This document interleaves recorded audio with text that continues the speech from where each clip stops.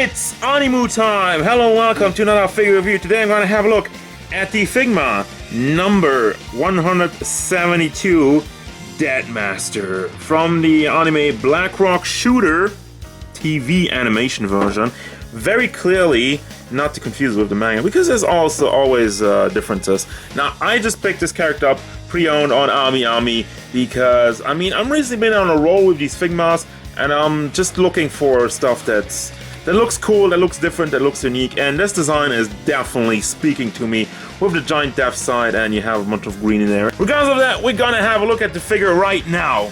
Man, I love the smell of mufti pre-owned figures. Just kidding. Guys, if you're keeping figures in storage, keep it in a non-humid place, or just, I don't know, get an airtight box or something, because I hate this. I hate this so much, and it's gonna take a while to get rid of it.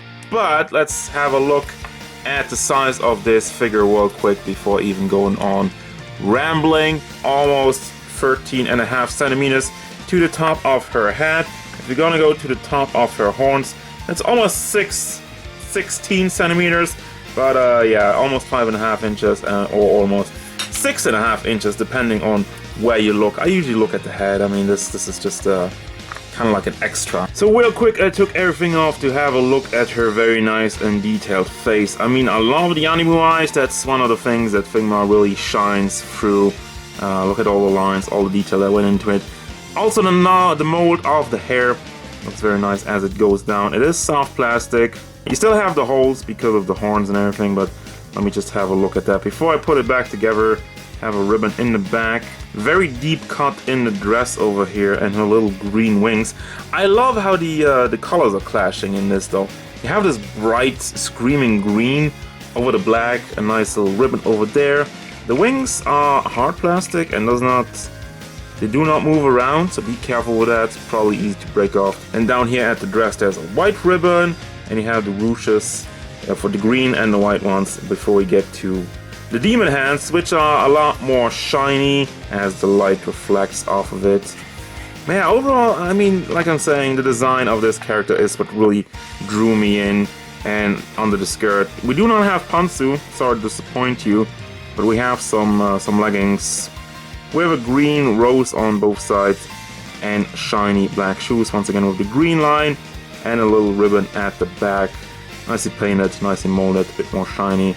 So yeah, I really enjoy all the clashing colors in this. You have a very mute tone in the pants, the dress, and the white, everything going on, of course the hair. And then you got the more shiny claws, the shoes, and all this stuff which we're gonna put back together. This veil is completely soft plastic. It is yellowing a little bit, I feel like, and bright green horns. But let me put that back together as we move on with this review. Now for the articulation, I put everything back together. I hope it doesn't disconnect again. Since the hair is soft plastic, let me see with the head. It does rotate all the way around, it does go back and forth, and it does tilt side to side. Yeah, there goes the one horn. It does go one side to side. We got that. Since the veil, there goes the other horn. Alright. This is a problem. The horns barely keep in, and the glasses are just... it's so flimsy. Why didn't you put that in better? Like, seriously, especially the glasses. Why not connect the glasses to the front part of the hair? That's why they added extra glasses, because they probably know, like, okay, this is gonna be a huge problem. People are gonna break their glasses. People are gonna lose their glasses. So we got that. Okay, now I got that out of the way.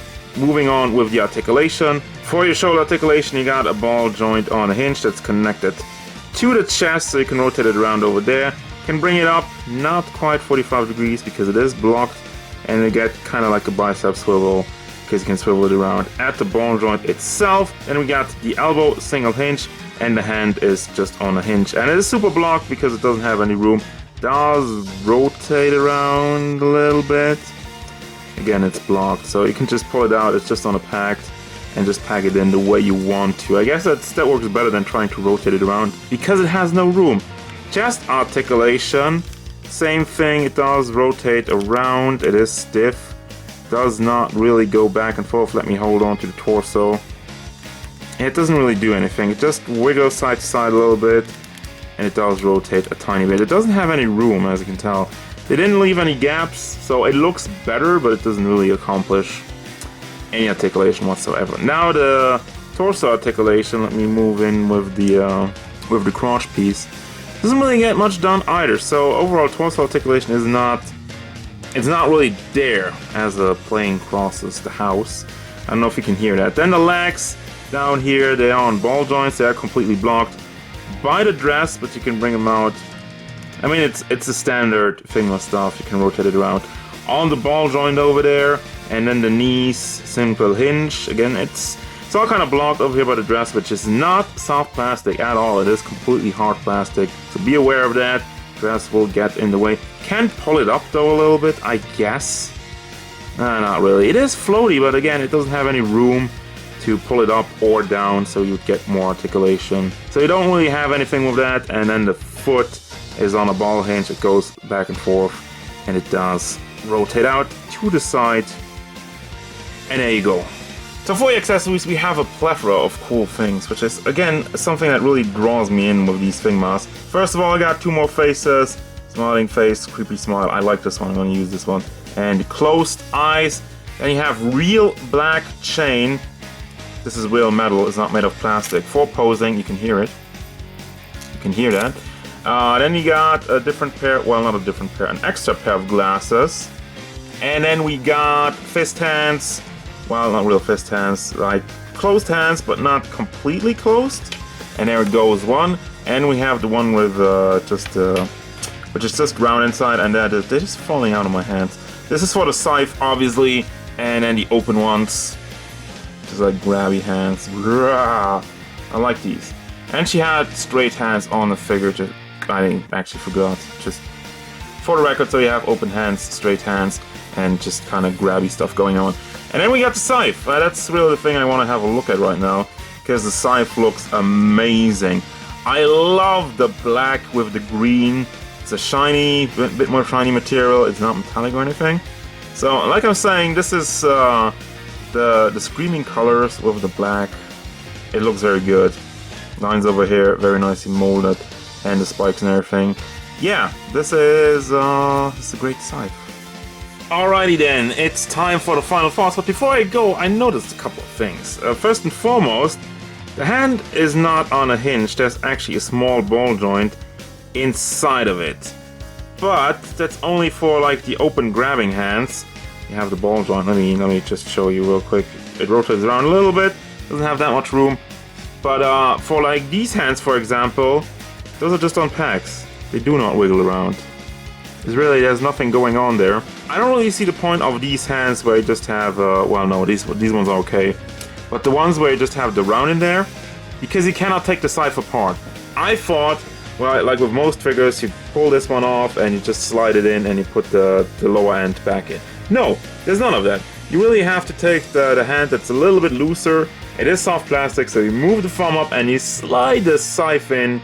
Just be careful, because all of this is soft-ish, but I mean, if you bend it just a tiny bit too much, it will break off and it will go bye-bye. So there you go, final thoughts of this figure. I like the design. I still stand by that. I like how the figure looks, and that's really awesome. That's unique with the Scythe, the horns, and everything that's going on. And you got some real chain, and you know, that's cool. It makes some for very, very good display stuff. However, there's some problems with it. I highly disagree with the idea with the glasses. You just slide those in, and those are small and flimsy. So it really takes a lot of fidgeting around, which, you know, I just shouldn't have to do that. All right, it's doable. It's not the biggest problem in the world. And then you have this soft plastic stuff. That's cool. It doesn't get in the way. Soft plastic in the hair, but the horns just disconnect way too easily, and there's barely any movement in the torso. However, you know, I still believe now that I got it in pose, and now that I spend a little bit of time with the figure, I still recommend it. I still think it's a good figure. I still think there's lots of display options with it that comes with it, unless you do that.